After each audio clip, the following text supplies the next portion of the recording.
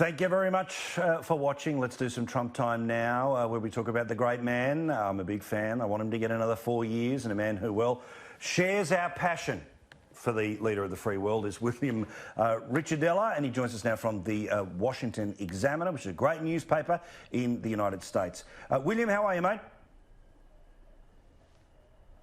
Hey, how you doing, Paul? Good to be back. Thanks for having me on. Very cool, of course. So we met on the rooftop of Fox News a few weeks ago now, and it's nice to have you back. Let's talk about a few things here, including one of the media's favourites to replace Donald Trump, Kamala Harris, a senator from California. She was going to be one of the woke queens that was going to knock the president off the throne. Well, she didn't even get to the first primary state of Iowa or New Hampshire. We're talking about Kamala Harris. She's out, she's gone. What did she bring, if anything, to the presidential debate? Well, what she brought was a lesson to the media and to the academic left and to the intelligentsia here in the United States that the American people are not that far left. Kamala Harris is very far left. They like to call her progressive. She's not. She's a socialist, much like many others in the field. Joe Biden, Buttigieg to some degree have positioned themselves as moderates. Biden is the front runner, particularly because most Americans in the middle of the country are not that far left. But the Democratic Party has shifted so far left. You see it with these impeachment hearings now, how far left they've gone. They're just not vibing with the American people. They're incredibly out of touch, much like 2016. They didn't learn from 2016. Instead, they've doubled down on this radical, socialist, progressive agenda.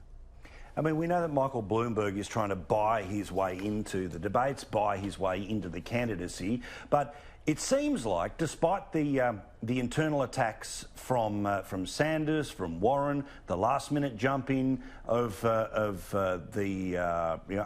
people into the race, it seems like it's still Biden's to lose. And geez, isn't he going out of his way trying to lose it with his attempts at being folksy? But he just seems like a forgetful old grandfather now.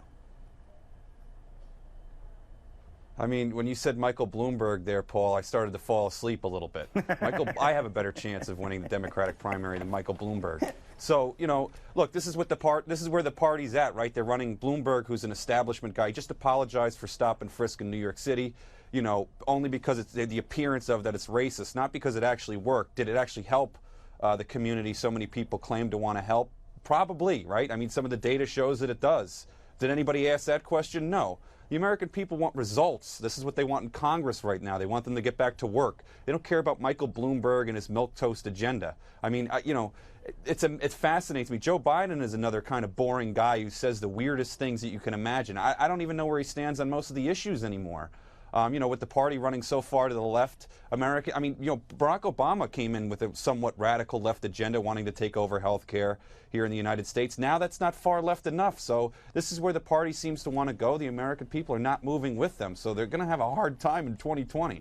Yeah, let's talk about that impeachment process, the show trial that Adam Schiff, the head of the Intelligence Committee, was running, as the Republicans said, in the basement, cherry-picking who the people were who ended up going through to confirm the allegations. But my favourite part of this whole process is, from afar, it is, of course, ludicrous that your political opponents get to pretend to be prosecutor and jury, but then all the way through the process they say, well, of course, we haven't come to a conclusion yet. Well, surprise, surprise, knocked me down with a feather. When they wrote a report, they said that he was the worst thing since, well, insert whichever devil you wish. And now it's off to the Judiciary Committee to do exactly the same thing.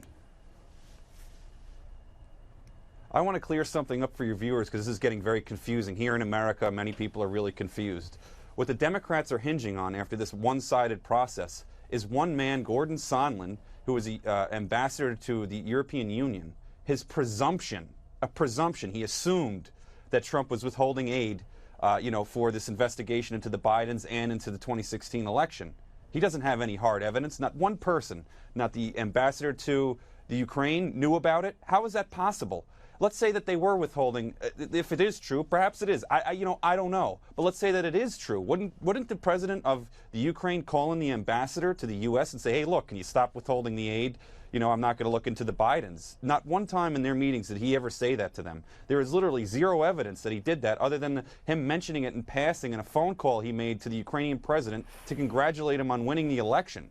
I mean, just to break it down, that's really what they're running this on. They have absolutely nothing. So now what they're going to do is they're going to have Jerry Nadler have hearings with legal scholars who agree with them to try to make it up. This is like, it's desperate. It's very desperate. They're trying to convince the American people that he committed a crime. I know for a fact he didn't commit. I looked at the statutes myself. There are 0 crimes committed. This is the president conducting foreign policy. What you're seeing here is a violation of the separation of powers and an abuse of the impeachment power. You can't just impeach a guy because you don't like what he said on a phone call. It's nuts. And the American people see it for what it is.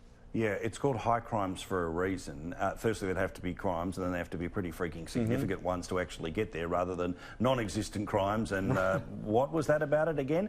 And just finally on the impeachment stuff, what's been fascinating to note is, look, obviously, Team Red has its view, Team Blue has its view, but it's all about those registered independents. And polling keeps showing that support for impeachment is falling amongst that group of so-called independents, which of course means that the whole thing was supposed to shake a couple of 100,000 people out of one column and put them in the other. Well, if nothing else, it's going to send them back towards Trump, isn't it? Absolutely. Look, American people do not like or trust Adam Schiff. He's the guy who opened up this investigation in the Intelligence Committee. It looks really shady. Yesterday, the Washington Examiner reported that he hired the whistleblower's best friend one day after, or somebody who he had a bro-like relationship, one day after the President Trump Ukraine call. I mean, this thing stinks to high heaven. The American people see it. They voted for Trump because they were tired of the swamp. So now you have Jerry Nadler, another guy who had an impeachment inquiry before all of this even started in the House Judiciary Committee for the Russia investigation. So look, this is just them trying to they're doubling down on this idea that Donald Trump is unfit to be president. They're taking whatever they can or using whatever they can. They have absolutely nothing. This is no different than Russia, where they had absolutely nothing. They have nothing here on the Ukrainian phone call. What they're trying to do is paint a narrative, and like you said, they're not winning over independents. They're not changing any Republican minds. And look, a lot of these people in the middle of the country are not ideological. They're not ideological conservatives. They're not ideological liberals. They're people who worry about their pocketbook and putting food on the table and taking care of their family. And that's what the academic left doesn't understand, because they've never had to live that way. You see, they grew up with a silver spoon in their mouths, most of them, and went to Ivy League schools. They have no idea what people in the middle of this country go through on a day-to-day basis, and most of them have never worked a day in their lives. Correct. No silver spoon in our mouths, just wooden spoons across our backside. That's the way most normal people got brought up. Thank you, William. Yep. I do appreciate it, mate. All the best. Mm-hmm.